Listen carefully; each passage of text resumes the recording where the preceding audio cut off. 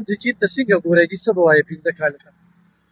بالکل افغانستان خو چې څنګه د دې حکومت راغی، د طالبانو حکومت راغی، نو موږ په خوشحالۍ اظهار وکړو.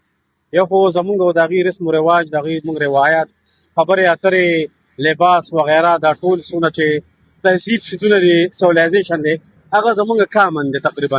نو فطري طور باندې موږ مسلمانان، هغې مسلمانان یې، موږ ورته د خوشحالۍ اظهار وکړو. د دې ځای نه زموږ بعضې جرنیلان هم هغوی ته موست ویلکم وي، ورغلل، چای وڅښله، او موږ وایو چې مطلب دا دی د دواړو ممالک په یو باهمي تعاون سره کوپریشن د دهشتګردو خلاف په ولاړي، د هغه ځمکه به نه استعمالېږي، د دې ځای نه به څه مداخلت یې نه کېږي. په دې باندې یو اتفاق رایې وشوله. بیا ملا هیبت الله صاحب، اخندزاده صاحب او په کې ډېر لوی لوی خلک د هغه ځای مجاهدین قدر معاهده وشوله. په هغې معاهده کې زما خیال داسې خبرې هم شوې وې چې یاره په هغې کې خاص کر د زنانو د تعلیم په بابت کې هم پکې غالبا خبرې شوې وې. د میډیا په وساطت باندې موږ دا شیزونه واورېدل. نو هغې کې چې دا رژیم راغی، د افغان رژیم چې کوم را روان دی، د هغې خلاف چې کوم سټرایک شروع شو او مختلف ځایونو کې هلته کې مطلب اکثریت په پسند راوچت شو د طالبانو خلاف. نو دا علي خان صاحب یو ریاکشن دی، ریاکشن په دې باندې چې هلته کې د زنانو د تعلیم یو لوی ایشو جوړه کړې. دا بنیادي حقوق دي، زنانه او تعلیم نه محرومه کېدل نه دي پکار. زموږ خپله یو رایې دا ده او موږ دې ته عاجزانه درخواست کوو چې یاره بھائی تاسو زنانو تعلیم باندې تاسو مطلب دا دی په یو هغې ته چې کوم ډومین دی او حدود دی هغه متعین کړي، او هغې دې مطلب دا دی چې کوم 5 سال کې دې وعدې کړی چې یاره موږ زنانو دې ورکړي. نو زما په خیال دغه موږ خفه کېږو په دې باندې چې دغه طرف نه د دوی دا چې کوم رژیم چینج را روان دی، کوم د دې خلاف خلکو اسلحه راوچته شوې ده. د په هغې کې یو مین ریزن دغه د زنانو د تعلیم. ځکه ما بل یو ویډیو باندې وکړ، یو سړي زما خیال 22 کیلومتر فاصله کې یو درسګاه جوړه شوې ده، پرایویټ درسګاه به هلته خپل لوریانې بوتللې، یو میډم له یو باجي له په موټرسایکل به ورته غریب ولاړ و. نو چې په موټرسایکل ځي تیل هم خرڅوي، دی به ورته مطلب سهار نه 12 او 2 بجو پورې ولاړ وي که نه. نو که د پراپر طریقې سره د دوی ادارې کولو شولې او دوی یو صحیح طریقې سره کار وکړو، نو دا زما په خیال د هغې بنیادي حقوقو نه به دا انسانان محرومه نه شي. بل تقي عثماني صاحب دی، دوی راوفد هم تلو، زمونږ لوی مشایخ د کراچۍ، د دارالعلوم کراچۍ، یا د مولانا فضل الرحمن صاحب، یا ډېر علما هغې تلو په دې باب کې، هغې سره خبرې هم کړې، وعدې هم ورسره کړې وې. شیخ صاحب، مولانا محمد ادریس صاحب هم د دې وفد حصه وه. بالکل دا پکې تاسو یا دغه راکړو، بلکې په ریکارډ باندې خبرې پرتې دي چې هغې هم تلي وو، چرمیان وو، بلکې هغې ورته چې کوم دی دا هغوی دا وعده وکړه چې انشاءالله موږ ځان ته سیټ اپ برابرو، یو میکانیزم جوړو. نو هغه میکانیزم څونه وخت په کار دارو چې دوی ښه تعلیم یافته خلک دي.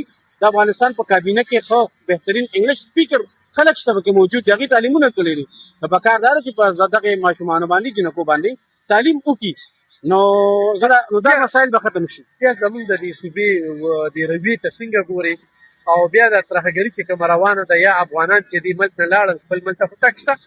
بالکل جی، په کومه زه خو دغه خبره کوم چې د دې ځای نه چې کوم موږ سره مهاجر وو هغوی لاړل، د دې ځای نه صوبې حکومت یا د مرکز چې کومه پالیسي وه چې یاره تاسو خپلې کډې کوډې اوړئ، او په داسې حالات کې چې موږ پرې خفه کېږو. ځکه موږ سره بعضې خلکو 48 سال او 50 سال او 30 سال نه پلس دونه وخت تېر کړی، د دې کې قبرونه هم دي، هغه خپل نام نشان هر څه پرېښودل، او هغوی په داسې حالات کې چې د هغې املاکو ته نقصان هم ورسېد، یعنې په داسې دغه باندې خرڅ کړو چې هغه د هغې اړوسې قیمت ونه.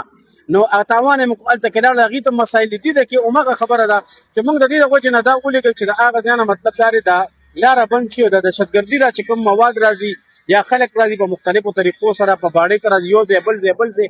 نو صوبایي حکومت او چونکې په دې کې یا سنسیر نه دی، ځکه بل خبره وشوله، سهیل افریدي صاحب نه خبره وشوله چې یاره جي تاسو د صوبې د حالات داسې دي، خاص کر معیشت لحاظ سره، اکونومي لحاظ سره، یا د افراطفری شکار شوي دي، مهنګایي ده ډېره زیاته. نو د دې په باره کې اوتې نه وي دغه پرېږده، موږ صرف زموږ یو مین ایجنټه ده عمران خان رهایي.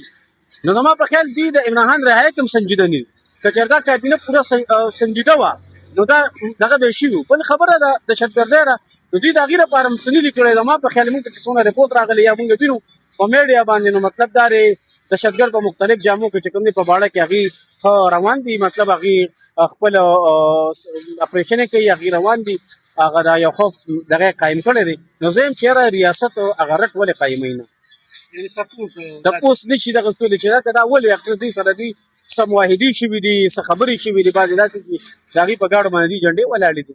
نو دا یو سوالیه نشان دی.